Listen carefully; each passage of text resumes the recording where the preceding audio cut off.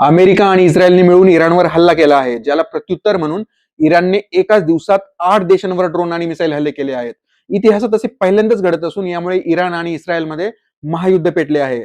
धक्कादायक बाब म्हणजे दुबई सारख्या शक्तिशाली शहरावर आणि बुर्ज खलिफा, दुबई एअरपोर्ट सारख्या सुरक्षित ठिकाणांवर हल्ला करण्याची कोणी हिंमत करेल असं कोणी विचारही केला नव्हता, पण इराणने ते करून दाखवले आहे. शनिवारी इस्रायल आणि अमेरिकेने इराणवर भीषण मिसाईल आणि ड्रोन हल्ले केले आहेत.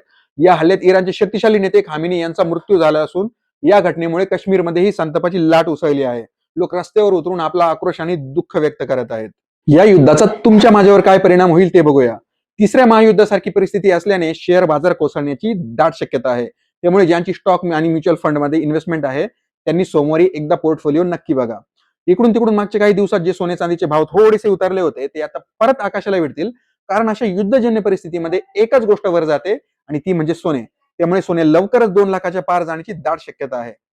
कच्च्या तेलाच्या किमती वाढल्यामुळे पेट्रोल, डिझेल आणि जीवनावश्यक वस्तू महाग होण्याची शक्यता पण नाकारता येत नाही.